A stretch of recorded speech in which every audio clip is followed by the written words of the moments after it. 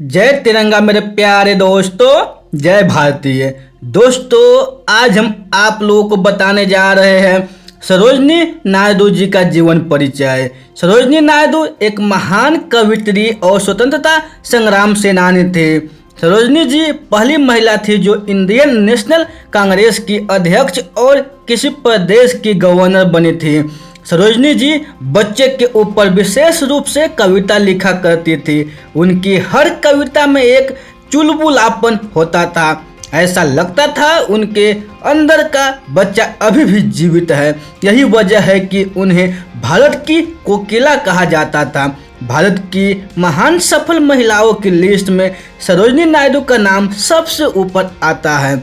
दोस्तों, सरोजनी जी ने बहुत अच्छे कार्य किए हैं, इसलिए वह दुनिया के लिए एक बहुमूल्य हीरे से कम नहीं थी। सरोजनी जी हम सब भारतीय के लिए एक सम्मान का प्रतीक है। भारतीय महिलाओं के लिए वे एक आदर्श है। उनके जन्मदिन को महिला दिवस के रूप में मनाया जाता है। दोस्तों, सरोजनी जी का जन्म एक बंगाली परिवार में हुआ था। उनके पिता वैज्ञानिक व डॉक्टर थे जो हैदराबाद में रहने लगे थे, जहां वे हैदराबाद कॉलेज के एडमिन थे। साथ ही वे इंडियन नेशनल कांग्रेस हैदराबाद के पहले सदस्य भी बने। उन्होंने अपनी नौकरी को छोड़ दिया और आज़ादी की लड़ाई में कूद पड़े। सरोजनी जी की माता वरद सुंदरी देवी एक लेखिका थी जो बंगाली में कविता लिखा करती थी।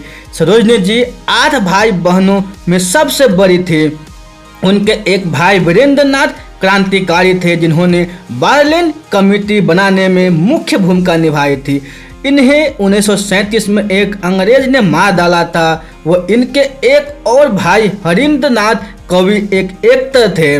दोस्तों, सरोजनी जी बचपन से ही बहुत अच्छी विद्यार्थी रही।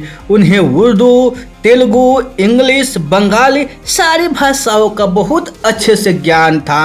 12 साल की उम्र में सरोजनी जी ने मद्रास यूनिवर्सिटी में मैट्रिक की परीक्षा में टॉप किया था, जिससे उनकी बहुत वाहवाही और नाम हुआ। सरोजनी जी के पिता चाहते थे कि वे वैज्ञानिक बने या गणित में आगे पढ़ाई करें, लेकिन उनकी रुचि कविता लिखने में थी। वे एक बार अपनी गणित की पुस्तक में 1300 लाइन की कविता लिख डालती, जिसे उनके पिता देख अचंभित हो जाते हैं और वो इसकी कॉपी बनाकर सब जगह बंटवाते हैं। वे उसे हैदराबाद के नवाब को भी दिखाते हैं, जिसे वे देख वे बहुत खुश होते हैं और सरोजनी जी को विदेश में पढ़ने के लिए स्कॉलरशिप देते हैं। इसके बाद वे आगे की पढ़ाई के लिए लंदन के किंग कॉलेज चली गई। इसके बाद उन्होंने कैम्ब्रिज यूनिवर्सिटी के गिरतो कॉलेज से पढ़ाई की। कॉलेज में पढ़ाई के दौरान भी सरोजनी जी की रुचि कविता पढ़ने व लिखने में थी। ये रुचि उन्हें उनकी माता से विरासत में मिली थी। दोस्तों, कॉलेज की पढ़ाई के दौरान सरोजनी जी की मुलाकात डॉक्टर गोविंद राजुलू नायडू से हुई। कॉलेज के खत्म होने तक दोनों एक दूसरे के करीब आ चुके थे।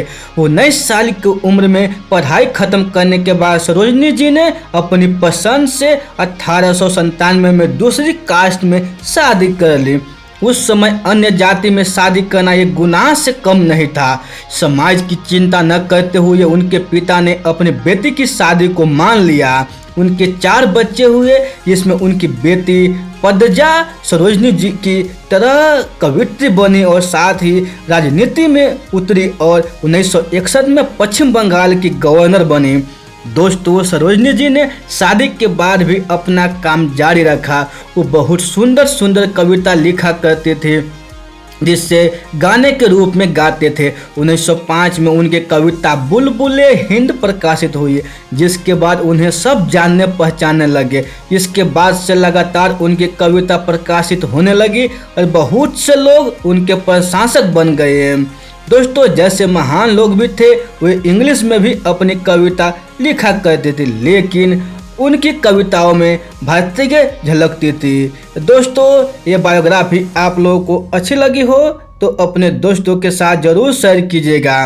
दोस्तों, एक दिन सरोजनी जी से मिली उन्होंने सरोजनी जी को बोला गोपाल कृष्ण गोखले ने कि वो अपनी कविताओं में क्रांतिकारीपन लाए और सुंदर शब्दों से स्वतंत्रता की लड़ाई में साथ देने के लिए छोटे छोटे गांव के लोगों को प्रोत्साहित करे। 1916 में वो महात्मा गांधी से मिली, जिसके बाद से उनकी सोच पूरी तरह से बदल गई।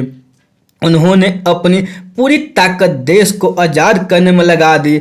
इसके बाद वे पूरे देश में घूमी मानो किसी सेना का सेनापति निरीक्षण में आ गया हो। जहाँ जहाँ वो गई वहाँ उन्होंने लोगों को देश की आज़ादी के लिए ललक जगाई। देश की आज़ादी उनके दिल व आत्मा में भर चुकी थी। उन्होंने देश में औरतों को मुख्य रूप से जगाया। उस समय औरतें बहुत पीछे हुआ करती थी, बहुत सी प्रथाओं में जकड़ी हुई थी, लेकिन सरोजनी जी ने उन औरतों को उनके अधिकार के बारे में बताया, उन्हें रसोई घर से बाहर निकाला और देश की आज़ादी की लड़ाई में आगे आने को प्रोत्साहित किया। वे देश के अलग अलग प्रदेश, शहर, गांव में जाती और औरतों को समझाती थी। दोस्तों, 1925 में सरोजनी जी कानपुर से इंडियन नेशनल कांग्रेस की अध्यक्ष बनने के लिए खड़ी हुई और जीतकर पहली महिला अध्यक्ष बन गई। 1928 में सरोजनी जी यूएसए से आई और गांधी जी के अहिंसावादी बातों को माना और उसे लोगों तक पहुंचाया। 1930 में सरोजनी जी ने गुजरात में गांधी जी नामक सत्याग्रह में मुख्य भूमिका निभाई थी। 1930 में जब गांधी जी को गिरफ्तार कर लिया गया तब सरोजनी जी ने ही गांधी जी की जगह काम किया और कमान संभाली थी। 1942 में गांधी जी के भारत छोड़ो आंदोलन में उनकी मुख्य भूमिका थी। उन्हें गांधी जी के साथ 21 महीने तक जेल में भी डाला गया। दोस्तों, सरोजनी नायडू को मिले पुरस्कार। सरोजनी नायडू पहली महिला थी जो कि इंडियन नेशनल कांग्रेस की अध्यक्ष और किसी राज्य की राज्यपाल बनी। सन 1928 में सरोजनी नायडू जी को हिंद केसरी पदक से सम्मानित किया गया था। सरोजनी नायडू को मिले अवार्ड की सूची में the golden threshold, the bird of time, the broken wings, the spectral flute songs of India आदि नाम शामिल हैं। यहाँ तक कि सरोजनी जी ने मोहम्मद अली जिन्ना के जीवनी को हिंदू मुस्लिम एकता के राजदूत का शीर्षक भी दिया है।